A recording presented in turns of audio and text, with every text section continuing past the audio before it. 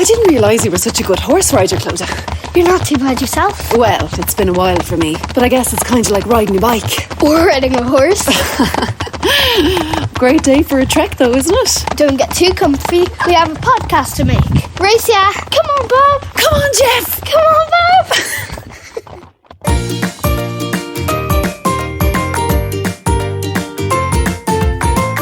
Welcome to KidCast. I'm Ciara O'Donoghue, and galloping with me to studio this week is the fabulous Clodagh Saez Walsh. Hello.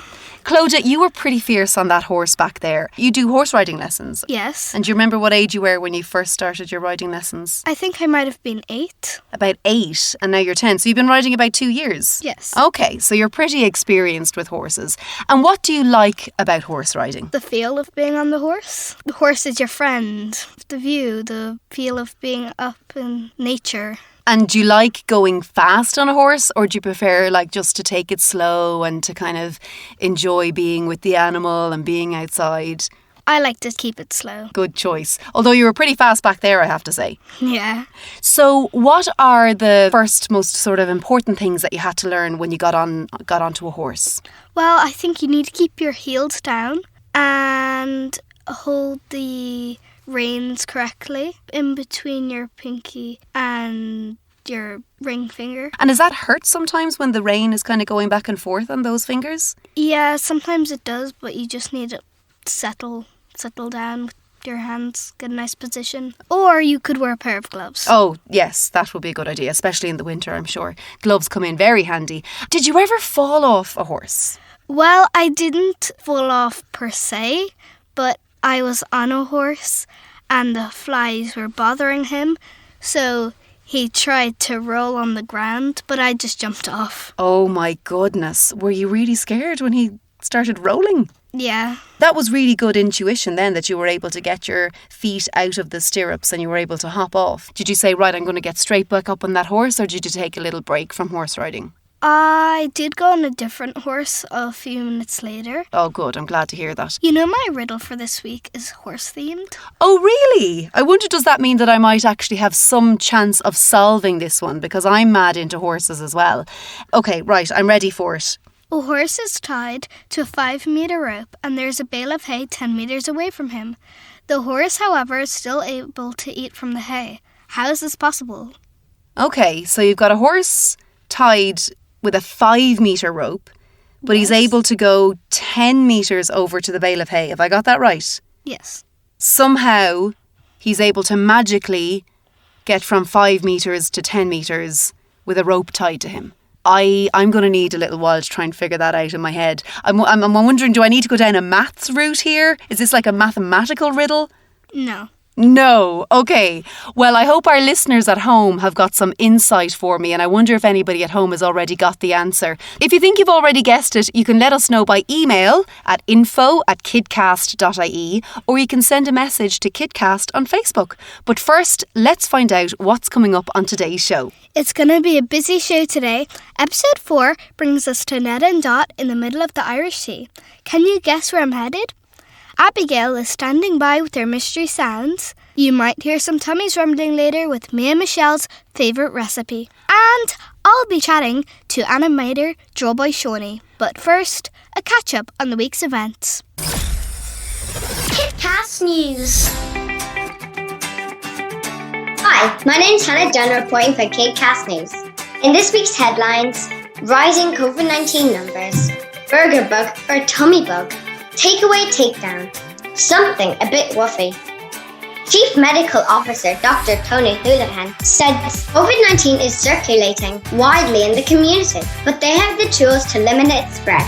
We know that vaccination is very successful at preventing severe illness and hospitalization. And I urge anyone who needs to get the COVID vaccine to do so. So be careful and wash your hands.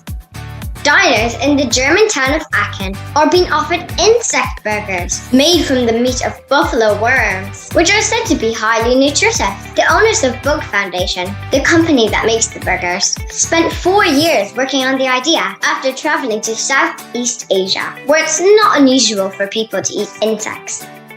Takeaway orders, winging their way across skies in the Australian city of Canberra, are being hijacked by birds. Wing, program Rum in collaboration with Google, delivering coffee, food, and even medicine by drones.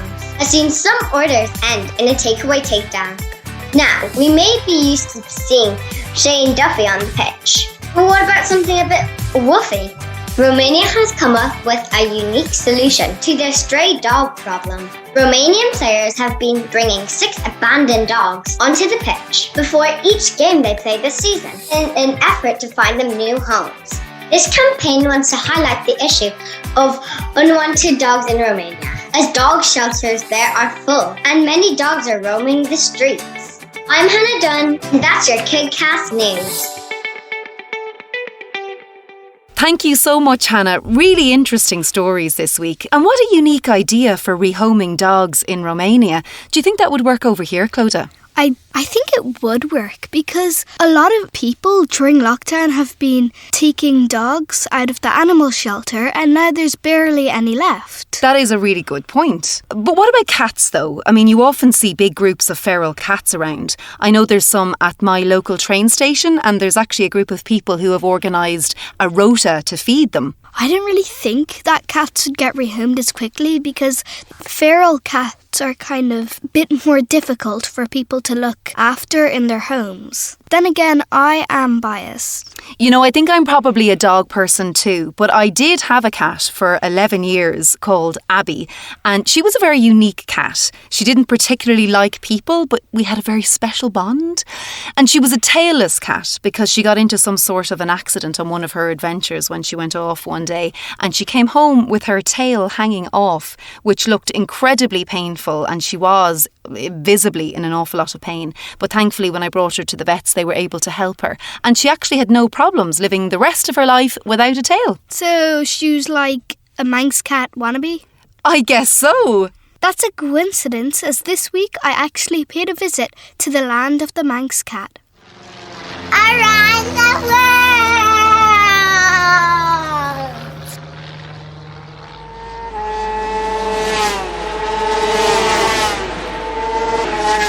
Hi, I'm Ned.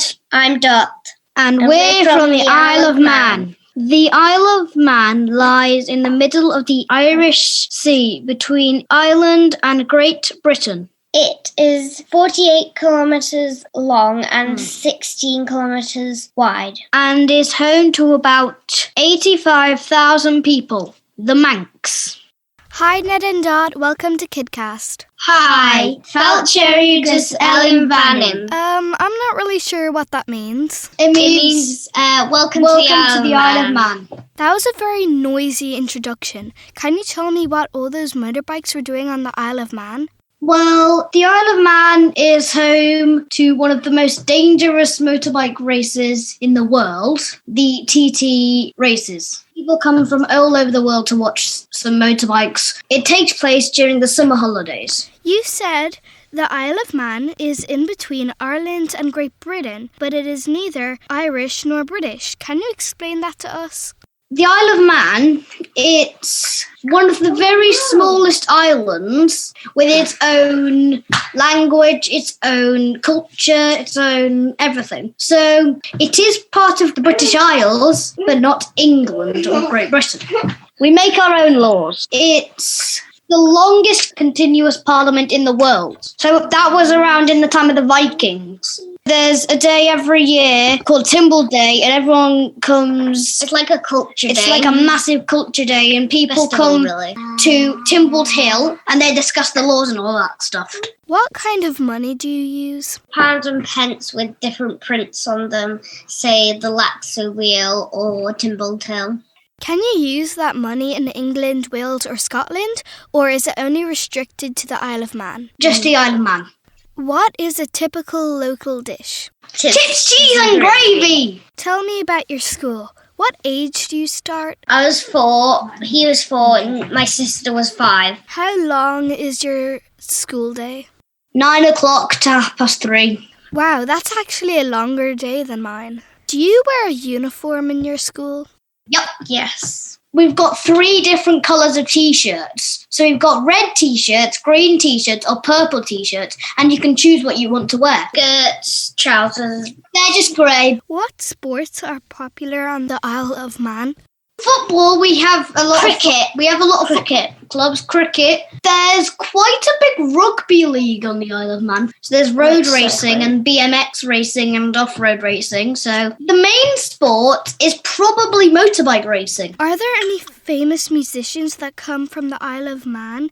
And what kind of music do you like? We have Celtic music mainly. My favourite Celtic band is probably the Mullagh Band. So in the summer holidays, me, Dottie, and a bunch of our friends, we did a little surprise for them. We all dressed up as members of the Mullaghs. We performed a song of theirs. Mr. Mole. And also some people might have heard of the Bee Gees. They came from the Isle of Man. What do you like to do with your friends? Well, me and Rafferty, we like playing football together. I like just going to the festival with my friends and going shopping with them. Dottie used to like singing quite a lot. Oh. They were in a band called... Have you heard of the band Little Mix? Yes.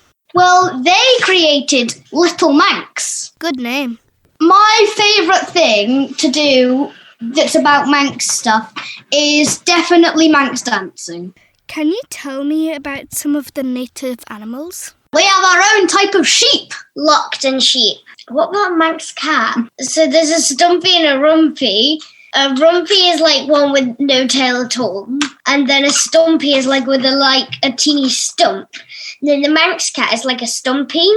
Is the superstition about the long tail true? Yes. Yes. We can't say R-A-T because it's bad luck if you're Manx. There's lots of Manx myths and legends about animals. If I was to visit the Isle of Man for the day, what top 3 things should I do? I'd recommend going to Peel, Going around Peel Castle. Craignish. Oh yeah, Craignish. Craignish, it's a tiny village. There's a cottage named after, well, not named after me, but it's got my name. Ned Begg. Ned Begg's Cottage. And then Laxey Wheel as well. The world's biggest water wheel. Well, thank you so much, Ned and Dot, for joining me on KidCast. Welcome. Bye. Bye. When you... Slán. What a great interview. I certainly know a lot more about the Isle of Man than I did this morning. And I'm sure some people are thinking, well, now I know there is an Isle of Man. Did you know anything about it before that interview, Clodagh? Well, I knew there was such thing as the Isle of Man, but I didn't know anything about it. Me neither. I didn't really fully understand that it really is a very unique place with its complete own culture and tradition and laws and money and animals, that there is so much going on such a tiny island of only 85,000 people, I think Ned said. If you were to put together an Isle of Man mystery sound special, what sounds would you record? Well, these might be easy for some of the listeners, but I think the first one might be a motorbike. Good one. And the second one might be some Celtic music. Oh, that would be a bit of a curveball, because they might think that that could be Irish music, but it would actually be Manx music. I think if I was to be really mean, I'd probably record a Manx cat, and then possibly people would guess cat, but they would be wrong, because it would be very specifically a Manx cat without a tail, or a stump or a rump, depending on which breed it is, as we heard from Dot. Well, let's see if Abigail has any of those for us on this week's Mystery Sounds. Mystery Sounds. Hi, I'm Abigail with today's Mystery Sounds. Hi, Abigail. I'm going to go easy on you just to start.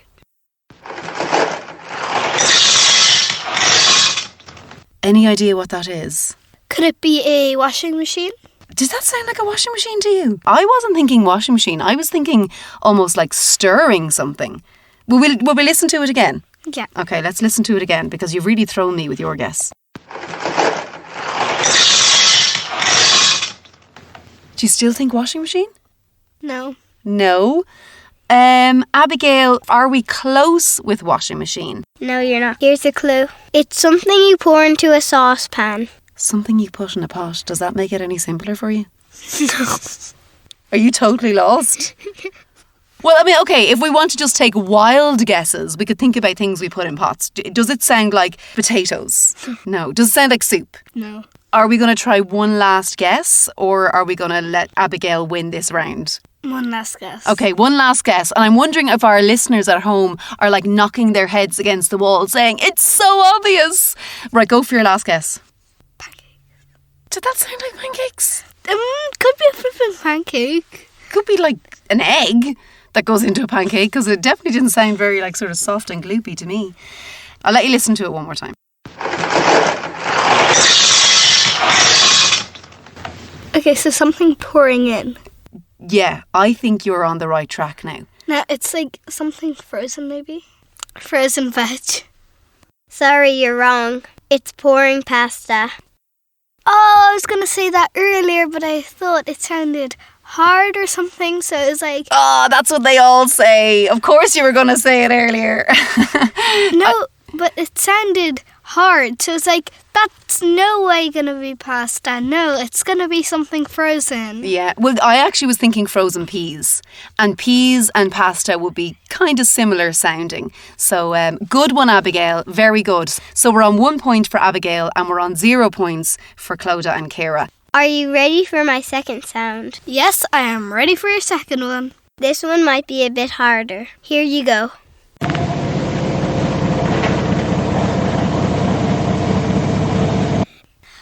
Any ideas what that is, Clodagh? A washing machine. Oh, you're straight in there. You're pretty confident with this one this time, yeah? No, but... Well, I don't want to throw you. A washing machine or a printer. A washing machine or a printer? I was going to say washing machine. Is there any other clues? It would be beside the washing machine, but the clothes wouldn't be wet. It would be beside the washing machine. I don't think a printer would be beside a washing machine. A dryer. Oh, a dryer. Abigail, is it a dryer? Well done, you guessed my mystery sounds. So it was a tumble dryer. Well done, Clodagh, and well done, Abigail, because you really threw us on that first one. I wonder, did our listeners at home guess both sounds, or did they get one like us, or did they get none at all? If you think you at home have some interesting sounds to challenge me and our guest host with, then you can email them to info@kidcast.ie, or you can message us on Facebook. So thank you very much for that, Abigail. Well done. Bye. Bye. Bye. What is the world record for the most pancakes eaten at one time? 113 pancakes in 8 minutes. Hi, I'm Michelle, and this week I invite you to bake with me. I started liking to bake when I was little because my mum used to bake a lot. So today I'm going to be showing you how to make pancakes. You're going to need a large enough bowl, a spatula and a wooden spoon, and the ingredients are eggs. You can do 1 egg for about 2 people and 2 eggs for about maybe 5 people. So I would usually use 2 eggs. You'll need milk and you'll also need flour. First off, I would crack the eggs into 2 different bowls, one for the yolk and one for the eggy bit. I'd usually mix up the eggy bit. It's really nice and fluffy, so that makes the pancakes fluffy, and then I'd mix in the yolk. After that, I'd usually add in 1 cup of milk and then 1 cup of flour. I'd mix it all together and turn on the stove, usually up quite high for the start, and then I'd turn it down when I'm putting on the pancake. You would want to put either butter or coconut oil on the pan that you're using for the pancakes. I usually use a big spoon to put the pancake mix on, so you're going to want to do that. I hope you liked this week's Bake With Me recipe. But of course, the best part is the tasting. Happy baking! Amazing. Thank you, Mia Michelle. And my goodness, you're making me hungry. Clodagh, I have to ask, what is your favourite pancake topping? Well, usually I'd have lemon and sugar. But, nice. Traditional. But sometimes I'd have bacon and maple syrup. Yum. And I really do love that. What's your favourite pancake topping? Well, for me, it would have to be a toss-up. So like you, there'd be two on the table. The bacon and maple syrup or Nutella. I think it kind of depends on whether I'm having them for breakfast or brunch, which might be a more respectable time to eat lashings of Nutella. You know that the students at Temple Street Hospital School have some very interesting food facts for us this week. And you won't believe how many hazelnuts go into a jar of Nutella. Did you know French fries originally came from Belgium, not France? Did you know that an apple is 25% air? That's why they float. Did you know cows used to be purple? Did you know applesauce was the first food eaten in space by astronauts? Did you know fruit-flavored sweets shine because they have car wax in them? Did you know the red food dye for Skittles is made from boiled beetles? Did you know 1 in every 4 hazelnuts ends up in a jar of Nutella? Did you know peanuts are one of the ingredients in dynamite? Very interesting did you know facts from the students at Temple Street Hospital School. Well, interesting / slightly scary. You know, I think I might actually think twice before I open a bag of peanuts the next time. Or maybe just be careful how many you eat, or That is quite a funny image. That actually gives me a really good idea for an animation. What, my exploding stomach? No, peanut bombs. It could be a thing. Well, I would like to see that animation. Well, after my chat with Sean the animator on this week's When I Grow Up, I think I know exactly what to do.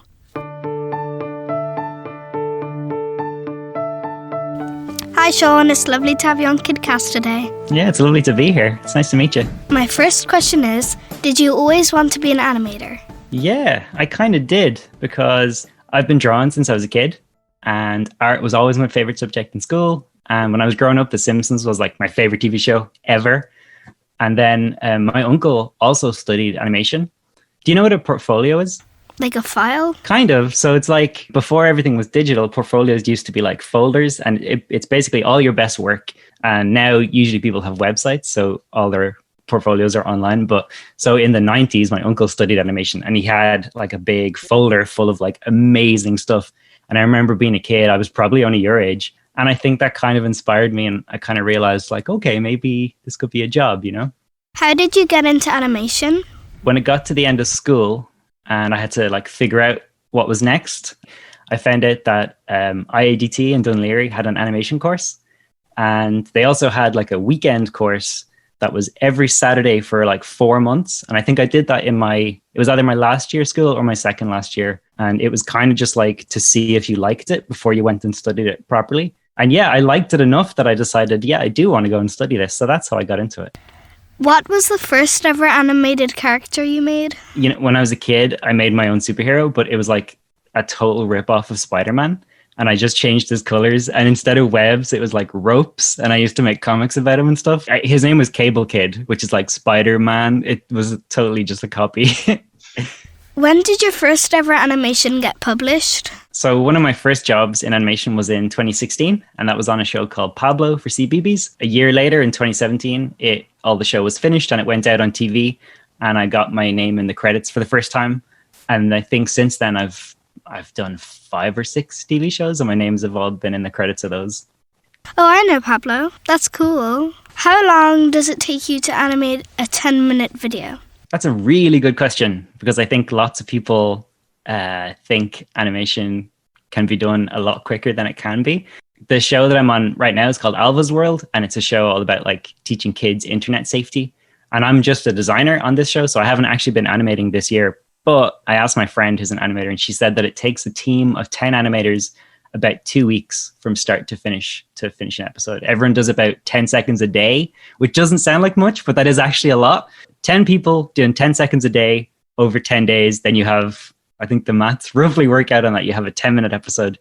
And but before they start animating, all the backgrounds and all the characters have to be drawn.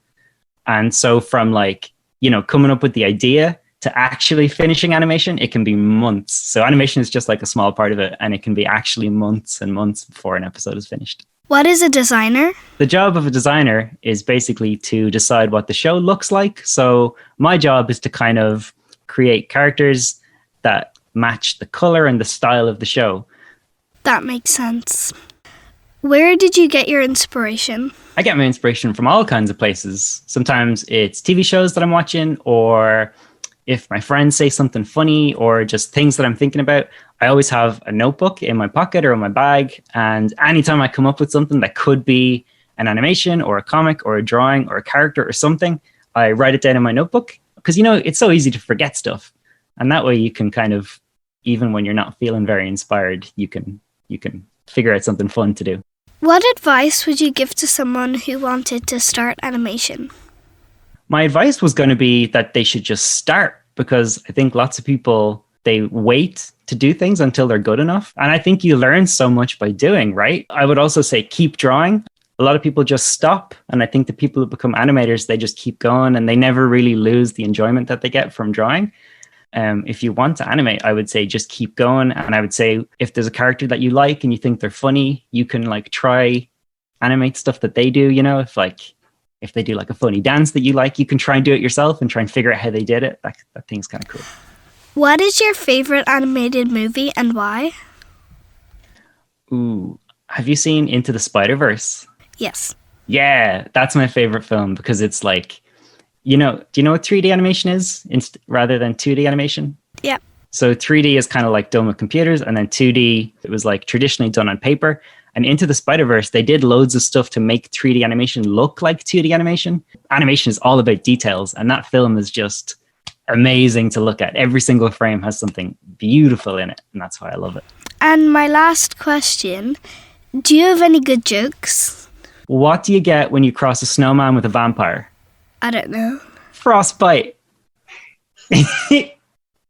Not an audible laugh, but her face scrunched up. Would you like me to tell you a joke? Yes, please. I'm sure it'll be better than my one. A cartoonist's apartment burnt down last weekend. The police say the details are sketchy. That's really good. I've not heard that one before.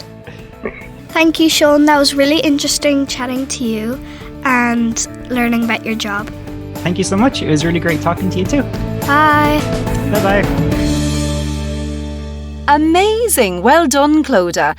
I would know very little about animation, so that was fascinating to get an insight into that world. And now I'm thinking the next move for KidCast could be KidCast, an animated series. Yes, where the host's stomach blows up after eating too many peanuts and the show's invaded by kids who tried to take over the world. Well, that sounds like you've really given a lot of thought to a KidCast takeover there, Clodagh. Do you think you'd like to work in animation when you grow up? Definitely. And what kind of animation would you like to do? You know when you're scrolling through images and you find GIFs? I do, yes. And you find those animated GIFs? Yeah. I'd like to make some of those. Oh, cool. That's a very specific niche area of animation. Well done. Of course, we should let our listeners know that you, in fact, designed the KidCast logo, so clearly you are incredibly talented. And I'm sure that if animation is where you want to go, then it won't be long before you're following in Sean's footsteps. And he certainly seemed very impressed with you as well. Now, before we jump back on our horses and gallop off into the sunset, can we please get the answer to your riddle that has been bugging me for the past half hour? Well, the riddle was, a horse is tied to a rope that is 5 meters long. 10 meters away from him, there's a bale of hay. He is able to eat from the bale of hay. How is this possible? Well, the only way that I could think that this is possible, but sounds far too simplistic, is that if he just walked over to the hay because the rope was just hanging off him. You're right there. The rope was tied to nothing. Well done. Excellent. Okay, finally, I win. I got an answer to a riddle. Excellent. I love it. And if you at home have any good riddles or corny riddles like Clodagh's one that tried to catch me out, but you didn't this time, or facts or reviews or artwork that you'd like to share with us, then email info@kidcast.ie or message us at KidCast Podcast on Facebook. We would really love to hear from you. And we would also love to find out where in the country you are listening from, like this week's 5 high fives. High five from Cahill Martin and Ciara Martin from Ballyvaughan, County Clare. High five from Meta Injay from Rochestown, Cork. High five from Kate from Limerick. high five from Jude and Clancy Key Dublin. High five from Ivy, Carty and Crossmolina, County Mayo. And high five to all of you at home. That's it from us this week. A big thanks to everyone who took part today. Hannah in the newsroom, Ned and Dot over on the Isle of Man, Abigail with her mystery sounds, baking with me and Michelle, our animator Sean O'Reilly, and my amazing guest host Clodagh Saez Walsh. I'm Ciara O'Donoghue and you've been listening to KidCast. Tune in again next time and of course, subscribe. Bye. Bye.